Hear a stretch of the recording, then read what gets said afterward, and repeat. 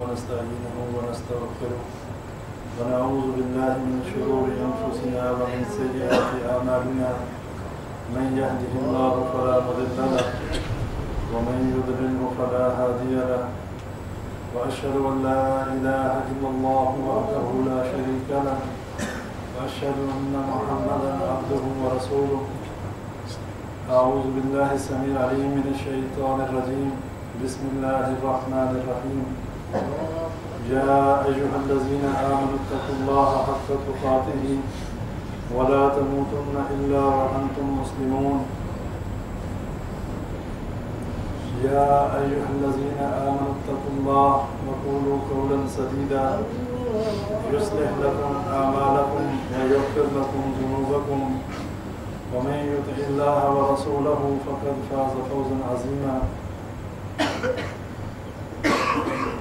يا أهل الكتاب لا تغلوا في دينكم ولا تقولوا على الله إلا الحق. اللہ تبارک و تعالی اہل کتاب کو قرآن مجید میں مخاطب ہو کر سورہ نساء میں فرماتا ہے کہ اہل کتاب اپنے دین میں غلو نہ کرو اور اللہ کی طرف حق کے سوا کوئی بات منسوخ نہ کرو. اہل کتاب آپ لوگ اچھی طرح جانتے ہیں کہ یہود و نصارہ کہ جن کی سرکشی اور جن کی نافرمانیوں کی وجہ سے اللہ تعالیٰ نے ان کو لعنتوں کا مستحق قرار دیا، ان کی شکلوں کو مسخ کر دیا گیا اور ان کو بندر اور خنزیر، بنی اسرائیل کی قوموں میں ایسی قومیں تھیں کہ جن کو بندر اور خنزیر بنا دیا گیا، اور یہ صرف اور صرف ان کی سرکشی اور ان کی نافرمانی کی وجہ سے. اور انہوں نے اپنے دین میں غلو کیا. غلو کا مطلب کیا ہے کہ کسی چیز کو اس کی حد سے زیادہ بڑھا دینا. وہ چاہے کوئی بزرگ ہو، چاہے کوئی امام ہو، چاہے نبی ہو، چاہے ولی ہو، اگر ان کو ان کی حد سے زیادہ بڑھا دیا جائے اور اگر دین کے اندر کچھ ایسے کاموں کو ایجاد کر دیا جائے تو یہ غلو ہے.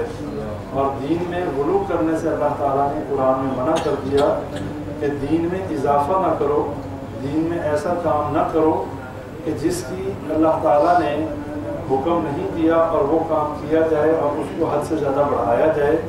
اس چیز سے جو ہے وہ ہلاکت ہے. اور یہی معاملہ جو ہے وہ عیسائیوں اور یہودیوں کا تھا کہ جنہوں نے دین میں غلو کیا، جس وجہ سے وہ ہلاک ہوئے. نبی صلی اللہ علیہ وسلم نے واضح فرما دیا اور منع کر دیا. اب غلو کیا کیا؟ یہودیوں اور عیسائیوں نے کیا غلو کیا؟ اللہ تعالیٰ نے ان کی طرف عیسیٰ علیہ السلام اور عزیر علیہ السلام کو بھیجا. انہوں نے عیسیٰ علیہ السلام اور عزیر علیہ السلام کو بجائے اس کے کہ ان کی تعلیمات پر عمل کرتے، بجائے اس کے کہ ان کے کہنے پر چلتے، انہوں نے انہی کو الہ سمجھ کر اللہ کا بیٹا کسی نے بنا لیا اور کسی نے یہ کہنا شروع کر دیا کہ یہ دین میں سے تیسرے الہ ہے. یہ نبی کو اس کی حد سے زیادہ بڑھانے کی وجہ سے نبی کو معاذ اللہ نعوذ باللہ اللہ کے مقام پر لے جانے کی وجہ سے جو ہے یہ خرابیاں پیدا ہوئیں اور یہود و نصارہ جو ہیں وہ گمراہ ہو گئے اور اللہ تعالیٰ نے ان کو جو ہے مردود قرار دے دیا، ان کو ضالین قرار دے دیا، ان کو مغضوب قرار دے دیا. یہ صرف اسی وجہ سے کہ انہوں نے اپنی کتابوں پر، اپنے رسولوں کی تعلیمات پر جس طریقے سے عمل کرنا چاہیے تھا عمل نہیں کیا. اب یہی معاملہ نبی صلی اللہ علیہ وسلم نے اسی وجہ سے اپنی امت کو ایک بات کی تلقین کی کہ تم نے یہود و نصارہ کے نقش قدم پر نہیں چلنا. جو کچھ مرضی ہو جائے تم نے یہودیوں اور عیسائیوں کی مخالفت کرنی ہے. اگر تم نے یہود و نصارہ کی مخالفت نہ کی تو تم بھی انہی کے راستے پر چلے تو تم بھی گمراہ ہو جاؤ گے. اور اگر تم نے اسی طریقے سے جو عقیدہ عیسائیوں اور یہودیوں نے اپنے نبیوں کے بارے میں رکھا، اگر تم لوگوں نے وہی عقیدہ نبی اکرم صلی اللہ علیہ وسلم کے بارے میں رکھا تو تم لوگ بھی گمراہ ہو جاؤ گے اور ہلاک ہو جاؤ گے، اللہ کی لعنتوں کے مستحق بن جاؤ گے. اس چیز سے اپنے آپ کو بچانا. اب یہ تعلیم جو ہے اس کا ذکر نبی صلی اللہ علیہ وسلم کی احادیث میں ہمیں ملتا ہے کہ نبی صلی اللہ علیہ وسلم نے واضح فرما دیا خالف الجہود والنصارى کہ یہودیوں اور عیسائیوں کی مخالفت کرو. لیکن اگر ہم یہ دیکھیں کہ جس طریقے سے یہودیوں اور عیسائیوں نے عیسیٰ علیہ السلام اور عزیر علیہ السلام کو اللہ کا بیٹا بنایا، اور نوح علیہ السلام کی قوم سے جب یہ شرک کا آغاز ہوا، جیسا کہ پچھلے دروس میں بتایا تھا کہ شرک کا آغاز جو ہے نوح علیہ السلام کی قوم سے ہوا، اور ان کے جو الہ تھے جن کو وہ الہ سمجھتے تھے، جن کو ان کے جو پنجتن پاک تھے، ان کے جو بزرگ تھے، وہ کون لوگ تھے؟ وہ نیک لوگ تھے، جس کا ذکر اللہ تعالیٰ سورہ نوح میں قرآن میں کرتا ہے. وَقَالُوا لَا تَذَرُنَّ آلِهَتَكُمْ وَلَا تَذَرُنَّ وَدًّا وَلَا سُوَاعًا وَلَا يَغُوثَ وَنَسْرًا، کہ ان 5 اپنے جو ہیں الہوں کو مت چھوڑنا. وہ کون سے تھے؟ اللہ فرماتا ہے سورہ نوح میں کہ انہوں نے اپنے الہ بنا لیے، اور ود، سوا، یعوث اور نصر جو ہے ان کو انہوں نے اپنا الہ بنایا ہوا تھا. اور یہ 5 وہ نیک لوگ تھے قوم نوح میں کہ جو اللہ کی بندگی کرنے والے، اللہ سے ڈرنے والے اور اللہ کے حکموں کے مطابق زندگی گزارنے والے تھے. لیکن لوگوں نے، اور یہ شیطان جو ہمارا اصل سے دشمن ہے، اس نے ان کے دلوں میں یہ بات ڈالی کہ یہ اللہ کے نیک لوگ ہیں، تم لوگ چونکہ یہ اب فوت ہو چکے تو ان کی یادگار کے لیے جہاں پر یہ فوت ہوئے وہاں پر کچھ ایسے پتھر نصب کر لو تاکہ تمہیں ان کی یاد آتی رہے اور تم بھی ان جیسے اعمال کرتے رہو. اور جو لوگ اس قوم کے جاننے والے تھے، جو لوگ ان بزرگوں کے جاننے والے تھے، انہوں نے ان کی عبادت نہیں کی، انہوں نے صرف وہ پتھر جو ہے نصب کر دیے اور وہ ان کو نیک لوگ ہی خیال کرتے رہے. اور شیطان نے انسانوں کو شرک پہ اس طریقے سے لگایا کہ اس نے پہلے تو ان بزرگوں کی محبت دل میں ڈالی کہ یہ بڑے نیک لوگ تھے، یہ اللہ سے ڈرنے والے تھے، اللہ کے حکموں کے مطابق زندگی گزارنے والے تھے، لہٰذا تم بھی انہی کے نقش قدم پر چلو اور وہ اس طرح چل سکتے ہو کہ تاکہ تم انہیں یاد رکھو. اور یاد رکھنے کے لیے ضروری ہے کہ کوئی تصویر، کوئی شکل، کوئی بت، کوئی ایسی چیز ہمارے سامنے ہو جس سے ہمیں ان کی یاد آتی رہے. تو اس نے ان سے ایک پتھر، اس نے کہا کہ ان جہاں جہاں پر یہ فوت ہوئے وہاں پر یادگار کے لیے پتھر نصب کر لو، اور ان پتھروں کا نام جو ہے ود، سوا، یعوث اور نصر رکھ لو، اور ان کی عبادت نہ کرو. اس نے عبادت کا نہیں کہا. یہی معاملہ ہوا، انہوں نے پتھر نصب کر لیے اور ان کو بابرکت خیال کرنا شروع کر لیا، اور وہاں پر جا کے دعائیں کرنی شروع کر لی. شروع میں صرف انہوں نے وہاں پر جا کے دعائیں کرنی شروع کی. وہ ان سے نہیں مانگتے تھے بلکہ اللہ سے مانگتے تھے، صرف اس جگہ پر جا کر دعا کرتے تھے. اور اللہ سے جو بھی مانگے گا سچے دل سے مانگے گا، اللہ تعالیٰ تو گنہگاروں کی بھی قبول کرتا ہے. اللہ تعالیٰ نے ان کی دعائیں قبول کر لی. اب جب وہ لوگ ہلاک ہو گئے، اس کے بعد آنے والے لوگوں کو شیطان نے یہ کہا کہ تمہارے آباء و اجداد جو ہیں وہ ان کو بڑا متبرک سمجھتے تھے، ان بزرگوں کا جو ہے بڑا وسیلہ اپنایا کرتے تھے، اب تم ان کے وسیلے سے جو ہے دعا مانگنا شروع کرو. بعد والے آنے والی جو نسل تھی وہ تو ان سے اتنی واقف نہیں تھی. انہوں نے شیطان کے کہنے پہ چل کر انہوں نے ان کی پوجا نہیں کی، صرف ان کی اپنی دعاؤں میں ان بزرگوں کا نام شامل کر لیا کہ اے اللہ ہمیں اس فلاں بزرگ کے وسیلے سے ہمیں یہ ود، سوا، یعوق اور نصر جو ہے اس کے وسیلے سے اللہ ہمیں ہماری مشکل حل کر دے، ہمیں اولاد عطا کر دے، ہماری مشکلات، ہماری مصیبتیں دور کر دے. اب یہ دوسری سٹیج آ گئی کہ شرک کی طرف شیطان کس طرح انسان کو لے کے آ رہا ہے. پہلا جو عمل تھا اس میں شرک نہیں تھا، وہ ایک بدعت کے زمرے میں تھا. اب یہ شرک کی طرف پہلا قدم ہے. اب جب انہوں نے یہ کام شروع کر دیا تو اس کے بعد شیطان نے اگلا کام شروع کروایا.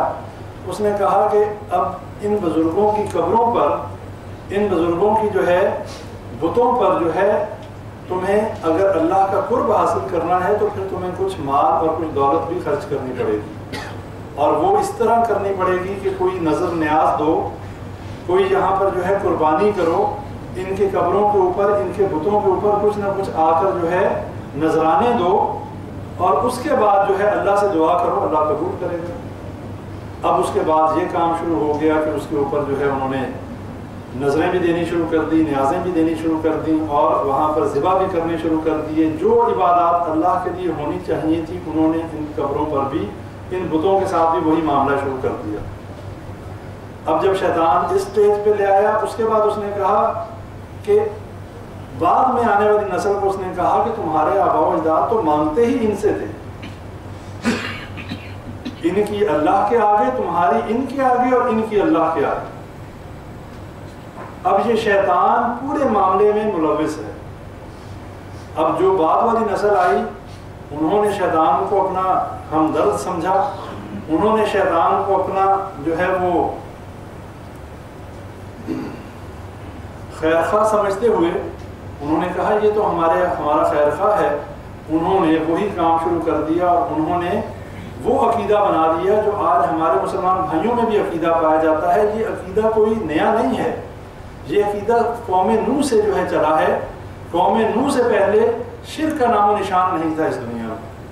اس سے پہلے جتنے نبی آئے، حضرت آدم علیہ السلام آئے، حضرت داؤد علیہ السلام آئے، حضرت سیس علیہ السلام آئے، حضرت جو ہیں جتنے نبی آئے، حضرت ادریس علیہ السلام آئے، اس وقت تک شرک نہیں تھا۔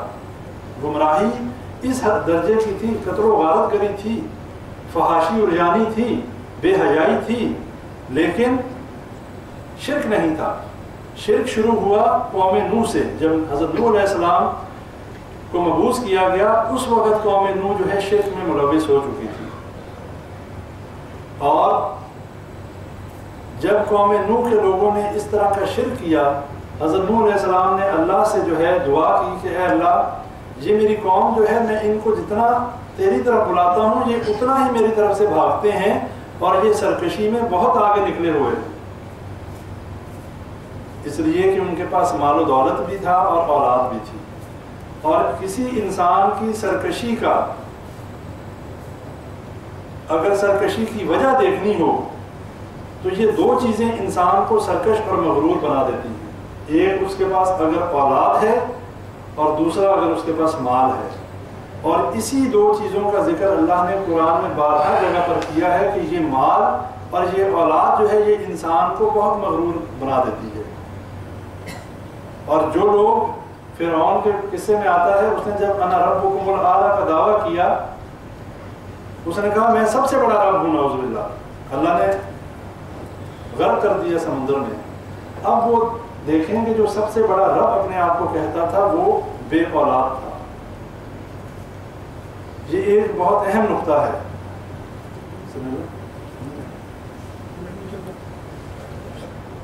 یہ بڑا اہم نقطہ ہے کہ جو اپنے آپ کو ربکم الاعلی کہتا تھا وہ خود اپنے آپ کو اولاد دینے کے قابل اور قادر نہیں تھا۔ اور حضرت موسیٰ علیہ السلام کو اسی جگہ پر جو ہے پرورش ہوئی، وہیں پر پلے کہ جس کے خلاف وہ نبی بن کر آئے تھے۔ یہ اللہ کی حکمت تھی۔ اللہ نے اس لیے کہ بنی اسرائیل میں فرعون کا یہ قانون تھا کہ اس کے کاہنوں نے، اس کے نجومیوں نے اس کو بتا دیا تھا کہ ایک بنی اسرائیل میں ایسا نبی آئے گا کہ جو تیری بادشاہت کے لیے بڑا سخت خطرہ ہوگا۔ اس نے اس کے سدباب کے لیے اس نے کہا کہ میں ان کی عورتوں کو غلام بناؤں گا اور ان کے بچوں کو زندہ ہی نہیں رہنے دوں گا، جو بچہ پیدا ہوتا اس کو قتل کروا دوں گا۔ یہ اس کی ترکیب تھی۔ اور اللہ تعالیٰ کی کیا تدبیر اور ترکیب تھی کہ اللہ نے جس کو پیدا کرنا تھا، کرنا بھی تھا اور اس کے گھر میں پرورش کروانی تھی۔ اور وہ بچہ جو ہے جو حضرت موسیٰ علیہ السلام کی شکل میں، وہ اس کے گھر میں پرورش پایا اور اس کے گھر میں وہ جوان ہوئے اور انہوں نے اپنی دعوت کا آغاز کیا۔ لیکن بتانا یہ چاہتا ہوں کہ جو ربکم الاعلی کا دعویٰ کرنے والا تھا اپنے آپ کو اولاد نہیں دے سکتا، کسی دوسرے کو کیا دے گا۔ اور یہی نقطہ اور یہی جو ہے کلیہ ہمارے لیے مشعل راہ ہونا چاہیے۔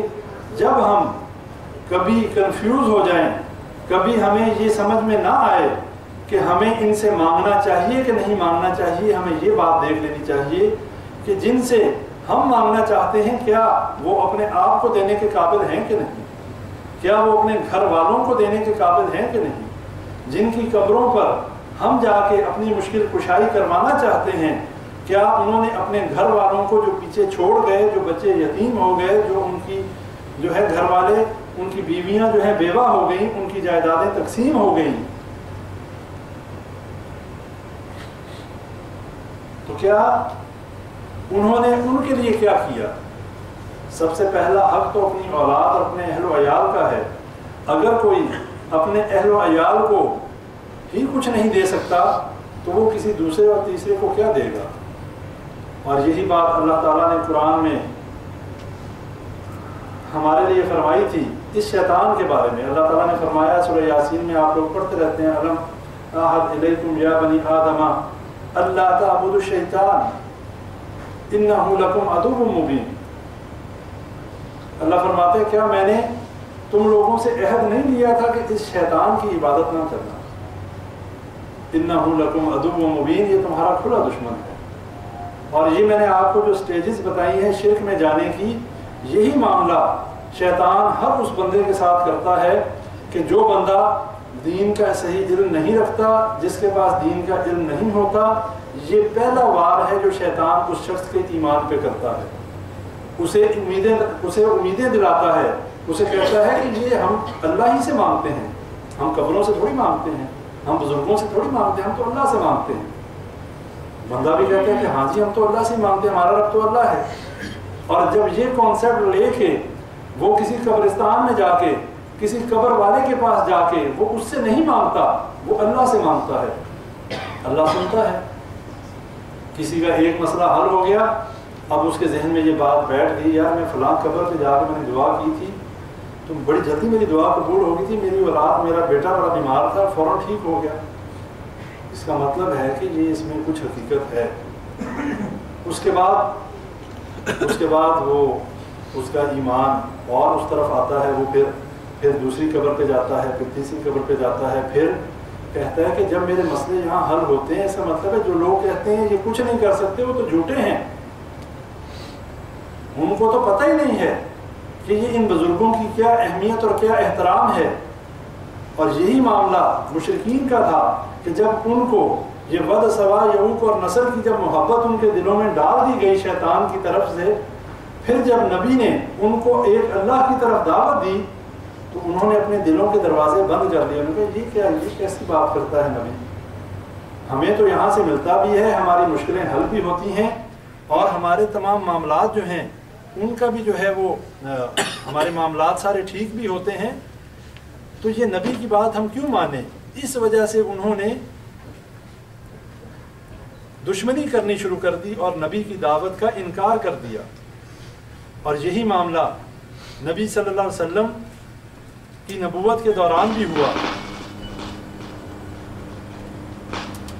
یہی معاملہ نبی صلی اللہ علیہ وسلم نے جب مشرکین مکہ کو ایک اللہ کی طرف دعوت دی، جب یہ دعوت دی یا ایھا الناس قولوا لا الہ الا اللہ تفلحوا تملکوا الارض والعجم، کہ جب نبی صلی اللہ علیہ وسلم نے اپنی قوم سے یہ کہا کہ اے لوگوں ایک اللہ کی عبادت کرو اور اس کے علاوہ کسی کی عبادت نہ کرو، اس پر وہ لوگ دشمن ہو گئے، اس لیے کہ اس میں رد تھا۔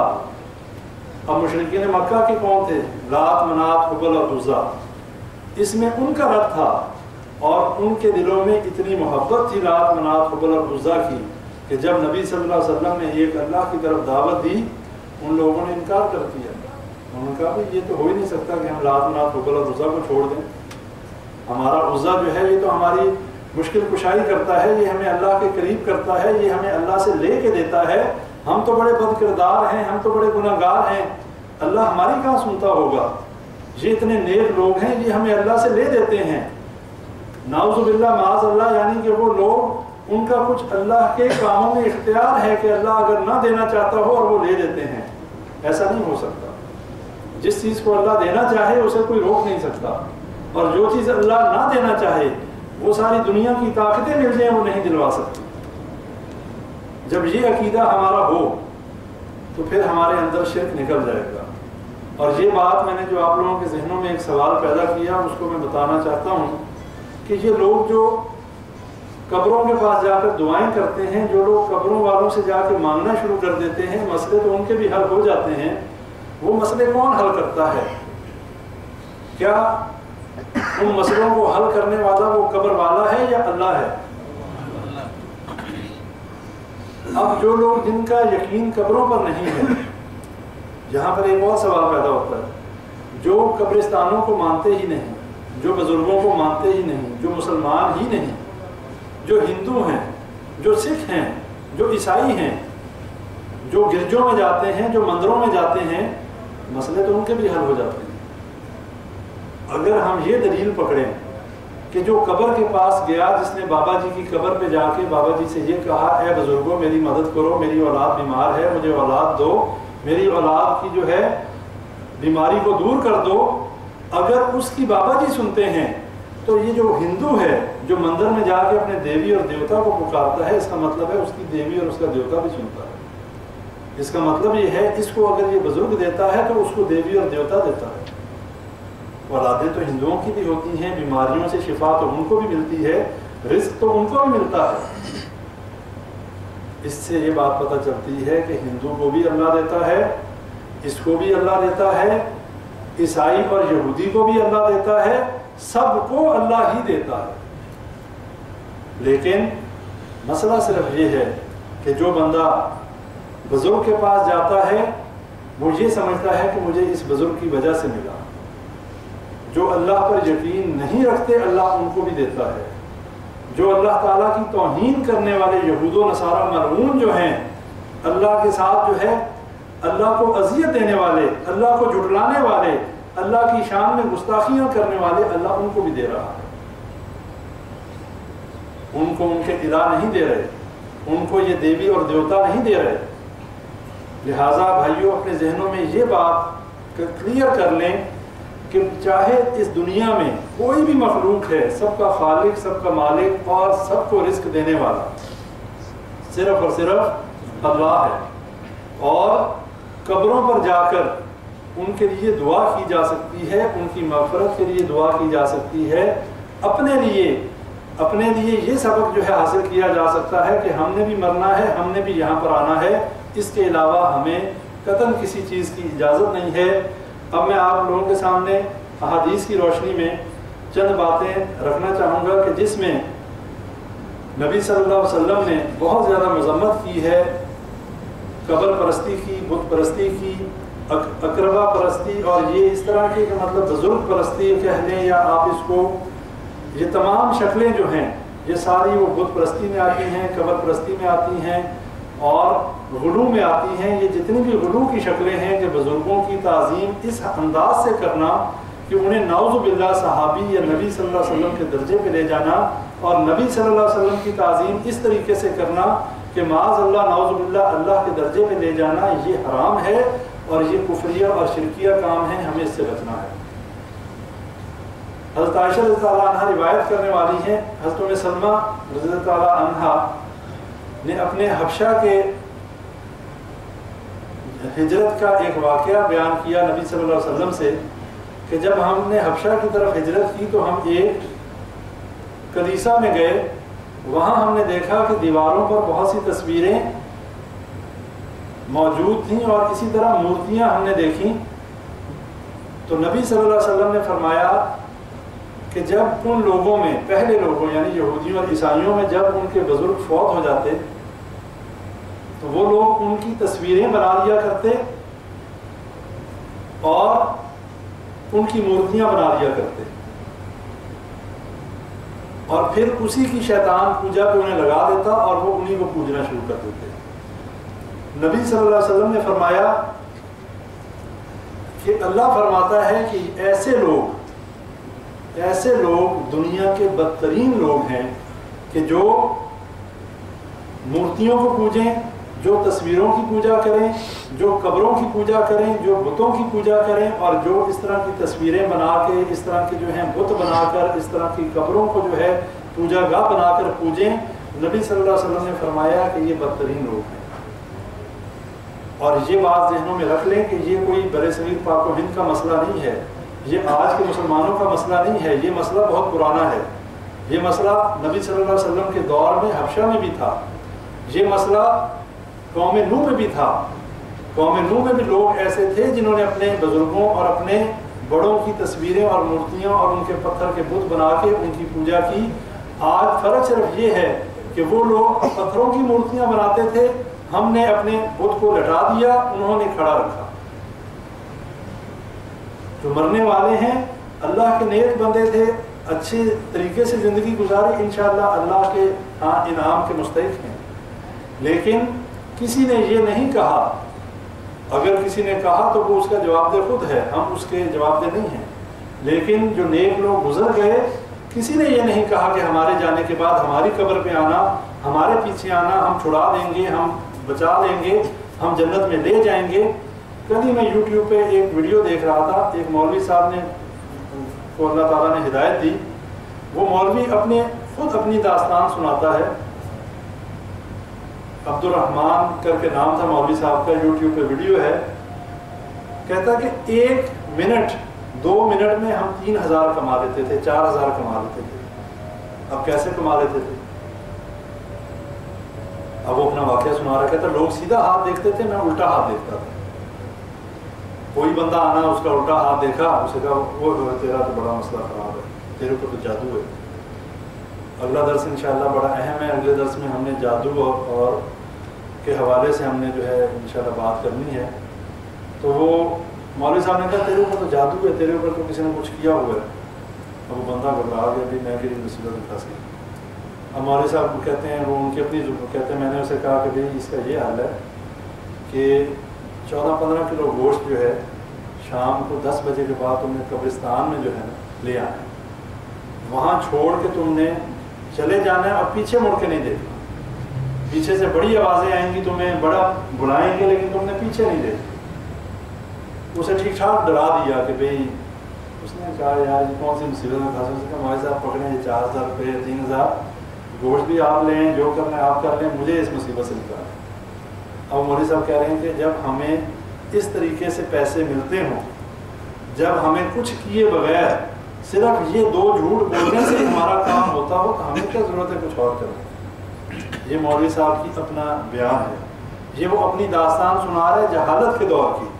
اب اللہ نے اس کو ہدایت دی اور وہ پچھتا رہا ہے کہ میں یہ کام کرتا تھا۔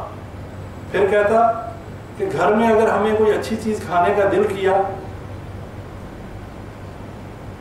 تو مرید سے کہا، وہ بڑا اپنے علاقے کا پیر ہے کوئی، بہرحال اللہ تعالیٰ جس کو ہدایت دے، اللہ سے دعا کریں اللہ تعالیٰ ہم سب کو ہدایت دے، اور ہمارے ایمان اور ہمارے مال کے جو دشمن ہیں اللہ تعالیٰ ہمیں ان سے بچائے۔ اب وہ کہتا ہے کہ میں نے اپنے مرید کو بلایا اور اسے کہا بھائی کہ رات تیرا باپ میرے خواب میں آیا تھا۔ اب اس کو کہتا ہے میرا کچھ کھانے اچھی چیز کھانے کا دل کر رہا تھا، تو وہ کھانے کے لیے اب میں نے کیا بہانہ بنایا کہ بھی رات کو تیرا باپ میرے خواب میں آیا تھا۔ مرید نے کہا جی اچھا ابو ہے کہ کیا کہہ رہے تھے؟ بڑا تیرے سے بہت راضی تھا تیرا باپ، تو نے بڑی خدمت کی اپنے باپ کی، بس وہ اب ایسا کرنا ہے کہ 2 کلو گوشت پکا کر اور 14 روٹیاں لے آنا، شام کو اس پہ ختم پڑیں گے، تیرے باپ کو بخشوا دیں گے، اسے جنت میں لے جائیں۔ اگر 2 کلو گوشت اور 14 روٹیوں سے ہم جنت میں جا سکتے ہیں، تو کوئی بھی بندہ، آپ جتنے بیٹھے ہیں سارے یہ کام نہیں کریں گے؟ ہم سارے جنت میں جانا چاہتے ہیں۔ اب وہ کہتا ہے، بتا رہا کہتا ہے، وہ کہتا ہے جی مسئلہ ہی کوئی نہیں، وہ شام کو 400-500 روپیہ خرچہ کر کے لے آیا۔ میری بیوی میرے سے پوچھتی ہے مولوی صاحب گھر میں کچھ پکانا ہے؟ میں نے کہا نہیں پلیز لو کہ اللہ دے گا۔ اب یہ وہ کہتا ہے یہ میری، جب بھی میں نے اسے کہا اللہ دے گا، اس کا مطلب یہی ہوتا تھا کہ میں نے آج کوئی نہ کوئی پارٹی گھیری ہوئی ہے۔ مطلب یہ ہمارے دین کا یہ جنازہ نکل چکا، ہمارے ایمان کا یہ جنازہ نکل چکا۔ ہمیں جہاں چاہے کوئی بلیک میل کر لے، جہاں چاہے جنت میں لے جانے کے چکر میں، اس میں مولوی کا قصور نہیں ہے، یہ بات ذہن میں رکھیں، یہ ہماری جہالت کا قصور ہے۔ مولوی کا کیا قصور ہے؟ اگر ہم جاہل نہ ہوں، اگر ہمیں دین کا علم ہو، تو ہمارے دین پہ ڈاکہ کوئی ڈال سکتا ہے؟ ہم فوراً کہ مولوی صاحب دماغ خراب ہے آپ کا، آئے تھے تو ٹھیک ہے، کیا کروں پھر نہیں دیتا میں آپ کو پیسے۔ اور اگر آپ کسی کو اپنی جیب پہ ڈاکہ نہ ڈالنے دیں، دیکھیں کیسے مسئلے بدل جاتے ہیں۔ اب جس کو جادو تھا، اس کا جادو 14 کلو گوشت سے حل ہو گیا۔ جس کا باپ جہنم میں یا جس کا باپ مشکل میں تھا، اس کے اوپر 2 کلو گوشت کی وجہ سے وہ جنت میں جا رہا ہے۔ اور ادھر نبی صلی اللہ علیہ وسلم اپنے چچا کو جنت میں لے جانا چاہتے ہیں، کہتے ہیں کہ کلمہ پڑھ لے، اور اس نے نہیں پڑھا، اللہ نے کہا کہ آپ ہدایت نہیں دے سکتے، انک لا تہدی من احببت ولکن اللہ یہدی من یشاء، کہ اے نبی صلی اللہ علیہ وسلم آپ جس کو چاہیں ہدایت نہیں دے سکتے، بلکہ جس کو میں چاہوں اس کو ہدایت مل سکتی۔ نوح علیہ السلام اپنے بیٹے کو جنت میں لے جانا چاہتے ہیں، اسے عذاب سے بچانا چاہتے ہیں، اس کو طوفان سے بچانا چاہتے ہیں، نوح علیہ السلام کو نہیں بچا سکے، اس لیے کہ اللہ نے کہہ دیا کہ اس کے عمل جو ہیں وہ غیر صالح ہیں۔ ایک شخص ساری زندگی شرک کرتا رہے، ایک شخص ساری زندگی بدعات میں اپنی زندگی گزار دے، اس کے بعد مر جائے اور مولوی صاحب 2 کلو گوشت پہ اس کو جنت میں لے جائے، یہ سوچنے کی بات ہے۔ کس طریقے سے ہم لٹ رہے ہیں مالی طور پہ، دینی لحاظ سے ہمارے ایمان جو ہیں ان کے ساتھ لوگ کس طرح کھیل رہے ہیں۔ اور اس کے بعد یہ تو بڑی چھوٹی مثالیں ہیں، یہ تو ایک چیز سامنے آ گئی، دیکھ لی، پتہ نہیں روزمرہ میں کیا کچھ ہوتا ہے، لوگ کس طریقے سے ان تعویذوں کے چکر میں، ان جادو کے چکر میں، اپنی مصیبتوں اور مشکلوں کے چکر میں کس طرح دن دہاڑے وہ لوٹتے ہیں۔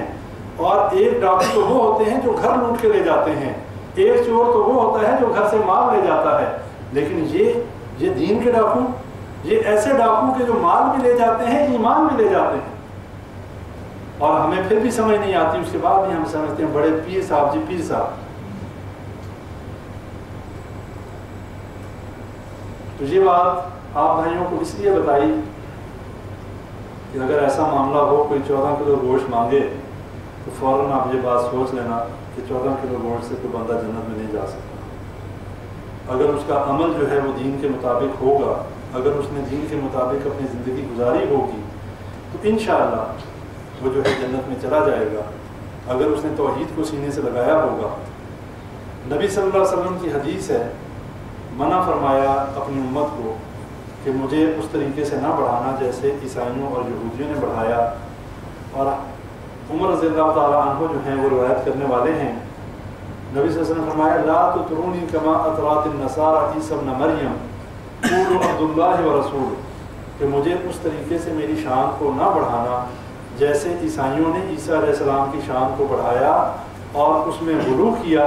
کیا کہنا؟ قولوا عبد اللہ ورسولہ، صرف یہ کہنا کہ اللہ کا بندہ اور اس کا رسول۔ یہ نبی صلی اللہ علیہ وسلم کی ہمیں تعلیمات ہیں، لیکن آج ہمارے ہاں ہمارے عقیدے اتنے بگڑ چکے ہیں، کوئی نور من نور اللہ کہتا ہے، کوئی اللہ اور نعوذ باللہ اللہ اور نبی صلی اللہ علیہ وسلم کو ایک ہی سمجھتا ہے، اور کوئی یہ کہتا ہے جو مستوی تھا عرش پر خدا ہو کر اتر پڑا مدینے میں مصطفیٰ ہو کر۔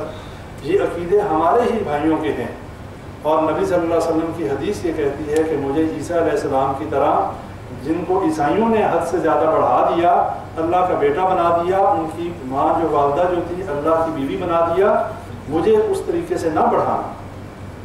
عبداللہ بن عمر رضی اللہ عنہ روایت کرنے والے ہیں، نبی صلی اللہ علیہ وسلم نے فرمایا کہ تم اپنے سے پہلے لوگوں کی اس طریقے سے پیروی کرو گے کہ جیسے تیر کے پیچھے پر ہوتے ہیں، نبی صلی اللہ علیہ وسلم نے فرمایا جس طرح ایک تیر دوسرے تیر اس کے پر برابر آتے ہیں، اس طریقے سے جو ہے تم پہلے لوگوں کی پیروی کرو گے۔ اور اگر ان میں سے کوئی گو کے بل میں، گو یہ جانور ہوتا ہے مٹی میں جو زمین میں، فرمایا اگر کوئی گو کے بل میں داخل ہوا ہوگا، میری امت میں سے بھی کوئی نہ کوئی شخص ایسا ہوگا جو یہ کام کرے گا۔ تو صحابہ نے پوچھا نبی صلی اللہ علیہ وسلم آپ کی مراد یہود و نصارہ سے ہے؟ تو نبی صلی اللہ علیہ وسلم نے فرمایا تو اور کون ہے تم سے پہلے سے؟ ایک اور روایت میں فرمایا کہ تم لوگ یہود و نصارہ کی اس طریقے سے پیروی کرو گے کہ اگر ان میں سے کسی نے اپنی ماں کے ساتھ اعلانیہ بدکاری کی ہوگی، میری امت میں بھی ایسے لوگ ہوں گے جو اپنی سکی ماں کے ساتھ بدکاری کریں گے۔ یہ ہمارے بارے میں وہ پیشن گوئیاں ہیں جو نبی صلی اللہ علیہ وسلم فرما رہے ہیں۔ اور پھر نبی صلی اللہ علیہ وسلم نے فرمایا کہ تم میں سے ایک جماعت، ایک گروہ ایسا ضرور ہوگا کہ جو ہمیشہ حق پر قائم رہے گا، اور اس گروہ کو زمانے کا اتار چڑھاؤ، لوگوں کی مخالفت، لوگوں کی لان تان جو ہے اس سے کوئی فرق نہیں پڑے گا۔ لاکھ کوئی گستاخ کہتا رہے، کوئی جو ہے کہے کہ ان کا یہ تو کسی کو مانتے ہی نہیں، جو مرضی کہتا رہے، لیکن ایسے لوگوں کو نبی صلی اللہ علیہ وسلم نے ایک جماعت ایک گروہ ایسا رہے گا، تو یہ نام نہیں بتایا کہ وہ دیوبندی ہوں گے، وہ بریلوی ہوں گے، وہ فلاں ہوں گے، وہ فلاں ہوں گے، نہیں، نشانی بتائی ہے ہم سب میں سے ہم سارے ہو سکتے ہیں اور ہم میں سے کوئی بھی نہیں ہو سکتا۔ اس کی نشانی جو ہے اگر وہ ہمارے اندر ہے تو ہم سب ہو سکتے ہیں، اور اگر وہ نشانی ہمارے اندر نہیں، ہم جتنا مرضی اپنے آپ کو اہل سنت والجماعت کہتے رہیں، اہل حدیث کہتے رہیں، جو مرضی کہتے رہیں، ہمارے کہنے سے ہم وہ بن نہیں جائیں، اور بنیں گے اپنے عمل سے۔ تو نبی صلی اللہ علیہ وسلم نے ان لوگوں کی بھی بشارت دے دی کہ ایک حق جماعت جو ہے قیامت تک قائم رہے گی، یہ نہیں کہ سارے کے سارے ہی گمراہ ہو جائیں گے۔ اور اس کی نشانی بھی آپ بھائیوں کے سامنے رکھتا ہوں۔ اس سے پہلے میں نبی صلی اللہ علیہ وسلم کی دعا کے حوالے سے بتا دوں کہ نبی صلی اللہ علیہ وسلم نے اللہ سے دعا کی کہ اے اللہ، میری قوم کو، میری امت کو جس طرح پہلی امتیں ہلاک ہو گئیں اس طریقے سے میری امت کو ہلاک نہ کر دینا۔ یعنی کہ قوم لوط نے عورتوں کو چھوڑ کر مردوں کے ساتھ جو ہے بدکاریاں شروع کی تو اللہ نے ساری قوم تباہ کر دی۔ یوم السبت والے جنہوں نے ہفتے کے دن شکار کیا، اللہ تعالیٰ نے بندر اور خنزیر بنا دیا، اس میں 3 گروہ ہو گئے، ایک ان کو منع کرنے والے اور ان سے عداوت رکھنے والے، اور 2 گروہ وہ تھے، ایک وہ جو شکار کرنے والے اور ایک ان سے محبتیں رکھنے والے۔ یہ بات ذہنوں میں رکھ لیں، اگر آج ہم شرک نہیں کر رہے لیکن جو شرک کرنے والے ہیں ان سے ہماری محبتیں ہیں، ان سے ہماری رشتہ داریاں ہیں، ان سے ہمارا اٹھنا بیٹھنا ایسا ہے، ہمارے دل ان کی محبت سے بھرے ہوئے ہیں، ہم انہی جیسے ہیں۔ اس لیے کہ بنی اسرائیل میں جب جن لوگوں نے ہفتے کے دن شکار کیا اور جنہوں نے شکار نہیں کیا لیکن ان کا کھانا پینا انہی کے ساتھ تھا، ان کی محفلیں انہی کے ساتھ جمتی تھیں، اللہ نے ان کو بھی ہلاک کر دیا، اور وہ جو ساتھ والے تھے ان کو بھی بندر اور خنزیر، دونوں گروہ اللہ نے بندر اور خنزیر بنا دیا۔ عبداللہ بن عمر رضی اللہ عنہ نے نبی صلی اللہ علیہ وسلم سے پوچھا کہ اے اللہ کے نبی صلی اللہ علیہ وسلم، یہ جو بندر اور خنزیر ہیں کیا یہ وہی لوگ ہیں کہ جن کو اللہ تعالیٰ نے عذاب کے طور پہ بندر اور خنزیر بنا دیا تھا، یہ وہی نسل ہے؟ تو نبی صلی اللہ علیہ وسلم نے فرمایا کہ اللہ نے اس دنیا پہ کوئی قوم ایسی نہیں چھوڑی کہ جس پہ اللہ نے عذاب کیا ہو اور اس کو زندہ چھوڑ دیا۔ یہ بندر اور خنزیر تو ان سے پہلے بھی تھے۔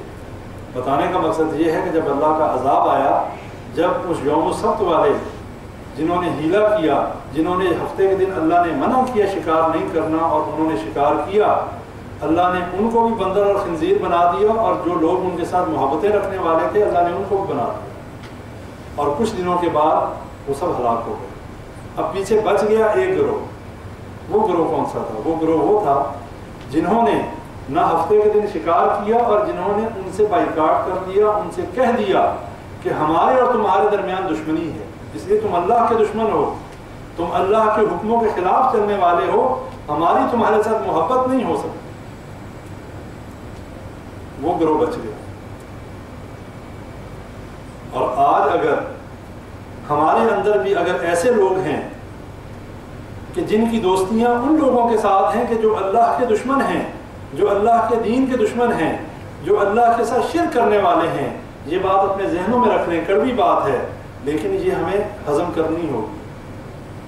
ہم ان کے ساتھ اپنے دلوں میں محبت نہیں رکھ سکتے، ہم ان کے ساتھ وہ معاملات نہیں رکھ سکتے جو ایک مومن کے ساتھ ہمارے ہونے چاہیے، ہم ان کا بازو نہیں بن سکتے، ہم ان کو سپورٹ نہیں کر سکتے، ہم ان کے ساتھ قطع تعلق کریں، ہم ان کو بتائیں کہ تمہارے اس جرم کی وجہ سے تم اللہ کے ساتھ شرک کرتے ہو، میں تمہارا دوست نہیں، تاکہ اسے یہ احساس پیدا ہو کہ واقعی میں کوئی ایسا جرم کر رہا ہوں جس وجہ سے لوگ میرے ساتھ بیٹھنا گوارا نہیں کرتے۔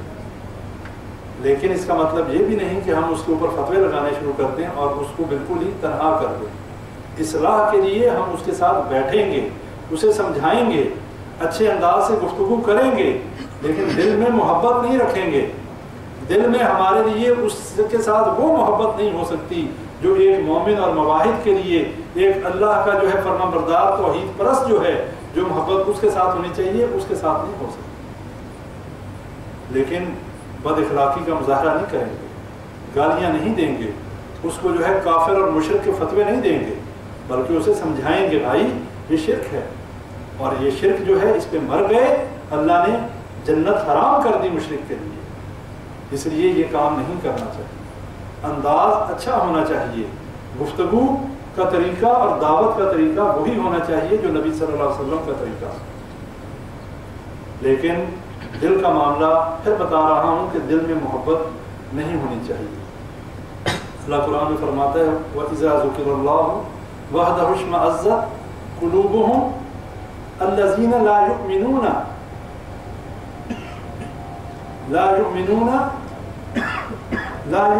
بِالْآخِرَةِ وَإِذَا ذُكِرَ الَّذِينَ مِن دُونِهِ إِذَا هُمْ يَسْتَبْشِرُونَ. اللہ یہاں پہ ذکر کر رہا ہے دو طرح کے لوگوں کا. وَإِذَا ذُكِرَ اللَّهُ وَحْدَهُ کہ جب ایک اللہ کا ذکر کیا جاتا ہے، وَحْدَهُ اشْمَأَزَّتْ قُلُوبُ الَّذِينَ لَا يُؤْمِنُونَ بِالْآخِرَةِ تو ان کے دل اس طریقے کے ہو جاتے ہیں، اتنے تنگ ہو جاتے ہیں اور اتنی نفرت کا اظہار کرتے ہیں جب ایک اللہ کا ذکر کیا جاتا ہے. ان کے دل تنگ ہو جاتے ہیں، ان کے دل میں تنگی محسوس ہوتی ہے کہ صرف ایک اللہ اور کوئی نہیں، کوئی کرنے والا نہیں، کوئی بھرنے والا نہیں، کوئی غوث نہیں، کوئی علی حجویری، کوئی داتا، کوئی کچھ نہیں. پھر اللہ کہتا ہے کہ جب ان کے ساتھ دوسروں کا ذکر بھی کیا جاتا ہے وَإِذَا ذُكِرَ الَّذِينَ مِن دُونِهِ إِذَا هُمْ يَسْتَبْشِرُونَ جب دوسروں کا ذکر بھی آتا ہے، فلاں بھی بہت بڑا بزرگ ہے، فلاں بھی اولاد دے دیتا ہے، فلاں مشکلیں ٹال دیتا ہے، پھر وہ خوش ہو جاتے ہیں. إِذَا هُمْ يَسْتَبْشِرُونَ پھر ان کے چہرے کھل اٹھتے ہیں. یہاں پہ ہم نے یہ بات دیکھنی ہے کہ کیا ہمارا معاملہ کچھ ایسا تو نہیں؟ ہمارے اندر جب ایک اللہ کی وحدانیت کا ذکر ہوتا ہے، جب ایک اللہ کی ربوبیت اور الوہیت کا ذکر ہوتا ہے، جب ایک اللہ ہی سے ہونے کے یقین کی اصل بات ہوتی ہے اور یہ کہا جاتا ہے کہ اللہ کے علاوہ کوئی کچھ نہیں دے سکتا، وہی اللہ کہ جو ہمیں کھلانے پلانے، ہمیں اولادیں دینے والا، ہماری مشکلات حل کرنے والا، جب ایک اللہ کی حمد و ثنا کی جاتی ہے تو ہمیں اس وقت یہ ضرور دیکھنا ہے کہ ہمارے دل اس ذکر سے خوش ہوتے ہیں یا ہمارے دل کے اندر کوئی چبھن پیدا ہوتی ہے. یہ ہمارے پاس ایک تجربہ کرنے کا طریقہ ہے، اپنے آپ کو آزمانے کا طریقہ ہے. اگر تو ہمارے دل خوش ہوتے ہیں، اگر ہمارے دل جو ہیں اس بات سے خوش ہوتے ہیں، اس کا مطلب ہے ہم مومن ہیں. اور اگر صرف ایک اللہ کی وحدانیت، ایک اللہ کی حمد و ثنا، ایک اللہ کی توحید کا جب ذکر آئے اور اس کے علاوہ سب کا رد کر دیا جائے اور ہمارے دل تنگ ہو جائیں، ہمارے دلوں میں نفرت پیدا ہو، اس کا مطلب یہ ہے ہمارے اندر شرک کا مرض ہے. یہ اللہ تعالیٰ نے ایکسپیریمنٹ کرنے کے لیے ہمیں یہ آیات سورہ زمر کی آیت نمبر 45 ہے 45 اللہ نے بتا دیا وَإِذَا ذُكِرَ اللَّهُ وَحْدَهُ اشْمَأَزَّتْ قُلُوبُ الَّذِينَ لَا يُؤْمِنُونَ بِالْآخِرَةِ جو آخرت پر ایمان نہیں رکھتے. اور آخرت پہ کون ایمان نہیں رکھتے؟ وہی لوگ آخرت پہ ایمان نہیں رکھتے کہ جن لوگوں نے اپنی زندگی کو اللہ کے حکموں کے مطابق نہیں گزارا. جو شخص اللہ کے حکموں کے مطابق زندگی گزارنے والا ہے، جس کو یہ پتہ ہے کہ میرا ایک رب جو ہے وہی اللہ میرا مشکل کشا حاجت روا ہے اور میں نے قیامت کے دن جا کے اس اللہ کے آگے جواب دہ ہونا ہے، وہ شرک نہیں کرے گا اللہ کے ساتھ. وہ اپنی زندگی کو مسافروں کی طرح بسر کرے گا، وہ اپنی زندگی کو کسی کی امانت سمجھے گا اور وہ اس امانت کا غلط استعمال نہیں کرے گا. چونکہ ہمارا آخرت پہ یقین ہے نہیں، اس لیے کہ ہمارا عمل جو ہے وہ یہ ظاہر کرتا ہے کہ ہم نے نہیں مرنا. اگر ہمارا عمل یہ شو کرتا ہو، ہمارے عمل سے یہ ظاہر ہوتا ہو کہ ہم نے مرنا ہے، تو پھر ہمارا صبح و شام ہمارے 24 گھنٹے صرف ایک فکر میں گزرے. نبی صلی اللہ علیہ وسلم نے فرمایا کہ جو چیز میں دیکھتا ہوں، اگر مجھے یہ ڈر نہ ہوتا کہ وہ دیکھنے کے بعد تم اپنے مردوں کو دفن کرنا چھوڑ دو گے تو میں اللہ سے دعا کرتا تمہیں قبر کا عذاب دکھا دوں. یعنی کہ اگر نبی صلی اللہ علیہ وسلم نے فرمایا تمہیں ایک دفعہ اللہ قبر کا عذاب دکھا دے، تم لوگ اپنے مردوں کو قبر میں دفن کرنا چھوڑ دو. امام ذہبی اپنی کتاب الکبائر میں ایک واقعہ نقل کرتے ہیں. کہتے ہیں کہ ہم ایک مومن اور ایک بزرگ کی ملاقات کے لیے گئے، ملنے کے لیے گئے، تو وہاں پر جب گئے تو انہوں نے کہا کہ میرے ساتھ ہم پڑوسی ہیں، وہاں پر ایک فوتگی ہوئی ہے تو چلیں وہاں چل کے تعزیت کرائیں۔ اب جب وہاں پہنچے تو وہاں پر وہ شخص زاروں قطار رو رہا جس کا بھائی مر گیا۔ اسے سمجھایا بھائی کہ یہ تو ہر کسی نے مرنا ہے، اس میں اتنے رونے کی کیا بات ہے، صبر کرو۔ اس نے کہا یہ تو مجھے پتہ ہے ہر کسی نے مرنا ہے، لیکن میں جس بات پہ رو رہا ہوں میں اپنے بھائی کے عذاب کی وجہ سے رو رہا ہوں، کہ جو عذاب اسے قبر میں دیا جا رہا ہے میں تو اس وجہ سے رو رہا ہوں۔ انہوں نے کہا بھی کیا اللہ نے تجھے علم غیب دے دیا، تجھے کیا پتا اس کے ساتھ قبر میں کیا معاملہ ہے، یہ تو کسی کو پتہ نہیں۔ اس نے کہا یہ بات صحیح ہے، لیکن میرے ساتھ معاملہ کچھ اور پیش آیا کہ جب ہم نے اپنے بھائی کو دفن کر دیا، تمام لوگ چلے گئے اور میں بھی وہاں سے اٹھنے لگا تو مجھے اپنے بھائی کی آواز آئی کہ مجھے اکیلا اس جو ہے قبر میں چھوڑ کر جا رہے ہو اور یہاں مجھے بہت عذاب دیا جا رہا ہے۔ کہتے ہیں یہ بات سننے کی دیر تھی، مجھ سے رہا نہ گیا، میں نے قبر کھود دی۔ جب میں نے قبر کی مٹی اٹھائی تو اندر آگ اور اس کے گلے میں آگ کا توق تھا۔ اب مجھے محبت اپنے بھائی کی میرے جو ہے وہ اس نے مجبور کیا کہ میں نے ہاتھ بڑھا کے اس توق کو اتارنے کی کوشش کی تو میرا ہاتھ جو ہے پوری طریقے سے جل گیا اور میں نے اپنا ہاتھ پیچھے کھینچ لیا اور اس پر مٹی ڈال کر واپس آ گیا۔ اور وہ کہنے لگے ہم نے اس کا ہاتھ دیکھا تو بالکل کالا سیاہ اس کا ہاتھ ہوا ہوا تھا جلنے کی وجہ سے۔ اب وہ بندہ جو تھا اس کا جو بھائی تھا وہ نماز پڑھنے والا تھا، وہ روزے رکھنے والا تھا، لیکن اس کے باوجود اس کے ساتھ یہ معاملہ کیوں پیش آیا؟ انہوں نے پوچھا بھائی وہ ایسا کون سا عمل اس کا تھا کہ جس وجہ سے اس کے ساتھ یہ معاملہ قبر میں پیش آیا؟ بھائی نے کہا کہ وہ نماز بھی پڑھتا تھا، روزے بھی رکھتا تھا، لیکن وہ زکوٰۃ نہیں دیتا تھا۔ اس کے مال کے اوپر جو اللہ نے زکوٰۃ رکھی تھی وہ زکوٰۃ نہیں دیا کرتا تھا۔ تو اب آگ کا جو توق اس کے گلے میں، اور قیامت کے دن یہی مال انسان کے گلے کا توق بھی بنے گا اور یہی مال گرم کر کے پگھلا کر اسی سے انسان جو زکوٰۃ نہیں دیتا اس کے جسم کو داغا جائے گا۔ اب یہ زکوٰۃ جو ہے یہ ہمارے ارکان اسلام میں ایک جز ہے، یہ ایک جز ہے کہ جس پہ عمل کرنا ہمارے لیے ضروری ہے۔ اگر ہم نہیں کرتے تو اللہ کے ہاں مجرم ہے۔ لیکن بھائیوں اس سے بہت بڑی چیز جو پہلی چیز ہے جو عقیدہ توحید ہے، بنیاد اسلام والا خمس، اسلام کی بنیاد 5 چیزوں پر ہے۔ شہادت اللہ الہ الا اللہ، شہادت دینا اللہ کے ایک ہونے کی۔ اب یہ پہلی جو بات ہے، ہمارا ٹاپک اتنے عرصے سے ابھی یہی چل رہا ہے۔ اس کے بعد نماز ہے، اس کے بعد روزہ ہے، اس کے بعد حج ہے، زکوٰۃ ہے۔ زکوٰۃ نہ دینے والے کا یہ حشر ہے، اللہ کے ساتھ شرک کرنے والے کا کیا حشر ہے،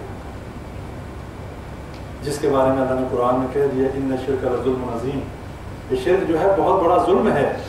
اور جس کے بارے میں حضرت لقمان علیہ السلام نے اپنے بیٹے کو نصیحت کرتے ہوئے کہا یا بنی لا تشرک باللہ ان الشرک لظلم عظیم، کہ بیٹے اللہ سے شرک نہ کرنا، یہ بہت بڑا ظلم ہے۔ تو یہ قبر کا عذاب جو ہے یہ ہم برداشت نہیں کر سکتے، اور یقین کر لیں یہ معاملہ بہت سخت ہے، ہمیں اس چیز کا یقین نہیں ہے، لیکن جب یہ چیزیں ہم پڑھتے ہیں، جب ہمیں اس طرف ہم آتے ہیں، پھر پتہ چلتا ہے کہ ہم جو بھولے ہوئے ہیں، ہم تو خوشفہمیوں کا شکار ہیں۔ ہمیں فلاں بچا لے گا، ہماری فلاں مشکل کشائی کر لے گا، ہماری فلاں سفارش کر لے گا، کوئی کسی کے کام نہیں آئے گا۔ اس کے ساتھ ہی ایک واقعہ بھائیوں کے سامنے اور پیش کر کے بات کو ختم کرتے ہیں۔ بنی اسرائیل میں ایک شخص تھا جس کا نام ذوالکفل تھا۔ عبداللہ بن عمر رضی اللہ تعالیٰ عنہ فرماتے ہیں کہ نبی صلی اللہ علیہ وسلم نے یہ واقعہ کئی دفعہ ہمیں سنایا کہ یہ ذوالکفل جو تھا بہت ہی باغی اور بہت ہی اللہ کی نافرمانی کرنے والا تھا۔ کوئی گناہ ایسا نہیں تھا کہ جو اس نے نہ کیا ہو۔ ایک دفعہ اس نے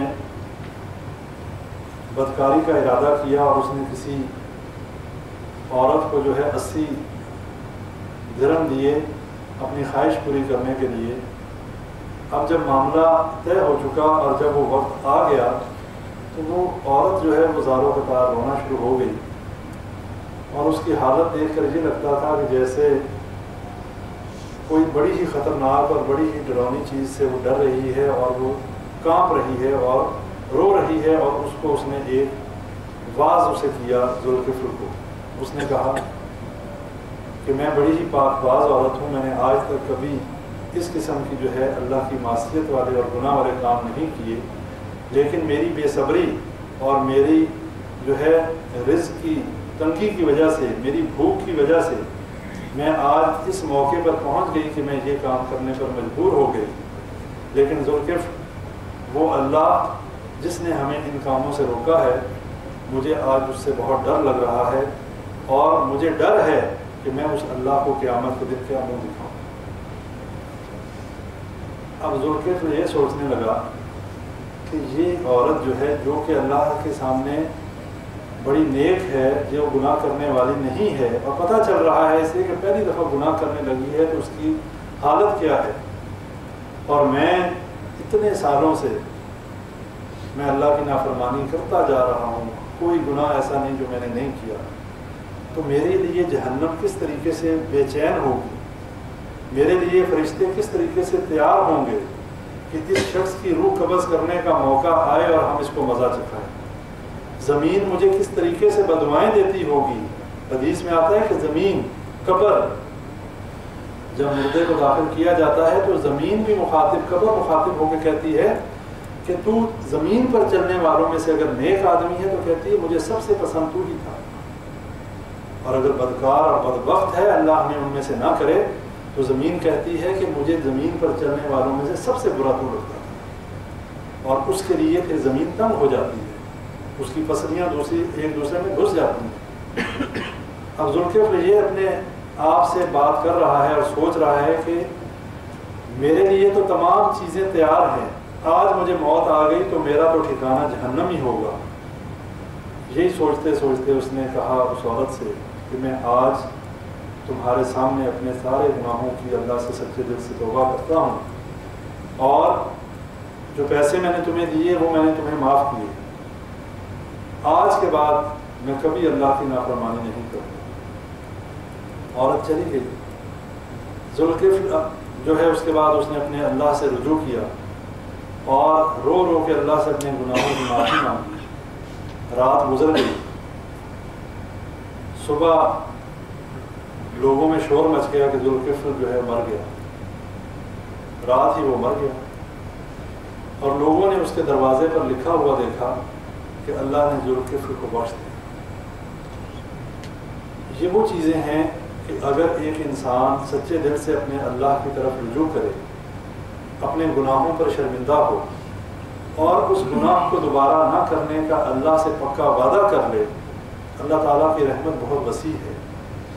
اور یہ بات اپنے ذہنوں میں بٹھا لیں کہ یہ جو موقع ہمیں آج ملا ہے، یہ موقع جو اللہ نے ہمیں چانس دیا ہوا ہے، اگر اس کو ہم نے ضائع کر دیا، دوسرا چانس ہمارے پاس ہے نہیں، یا ہم جنت میں جائیں گے یا ہم جہنم میں جائیں گے، ہمارے پاس آپشن دو ہیں۔ اب مرضی آپ لوگوں کی، مرضی میری ہے، اللہ نے ہمیں باؤنڈ نہیں کیا، اللہ نے ہمارے اوپر زبردستی نہیں کی۔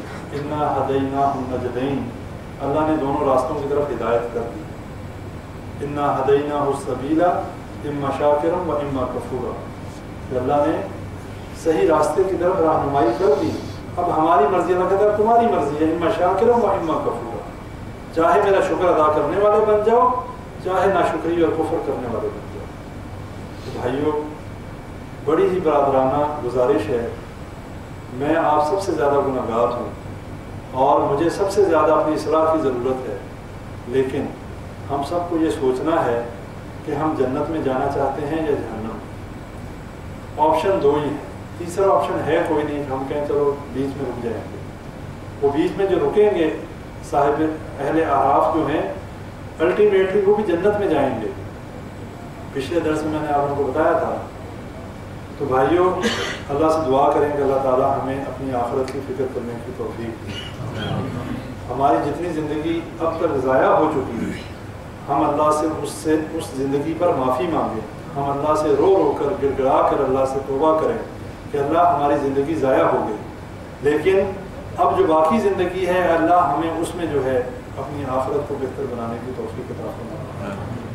اللہ سے دعا کریں اللہ تعالیٰ ہمیں شرک سے بچائے، اللہ تعالیٰ ہمیں صحیح توحید کا فہم نصیب فرمائے، اللہ تعالیٰ جتنے ہمارے بیمار ہیں اللہ تعالیٰ سب کو شفائے کاملہ عاجلہ نصیب فرمائے۔ ربنا آتنا فی الدنیا حسنۃ وفی الآخرۃ حسنۃ وقنا عذاب النار۔ ربنا ظلمنا انفسنا وان لم تغفر لنا وترحمنا لنكونن من الخاسرین۔ ربنا لا تزغ قلوبنا بعد إذ هديتنا وهب لنا من لدنك رحمة إنك أنت الوهاب۔ يا حي يا قيوم برحمتك نستغيث، يا حي يا قيوم برحمتك نستغيث۔ ربنا تقبل منا إنك أنت السميع العليم وتب علينا إنك أنت التواب الرحيم۔ سبحان ربك رب العزة عما يصفون وسلام على المرسلين والحمد لله رب العالمين۔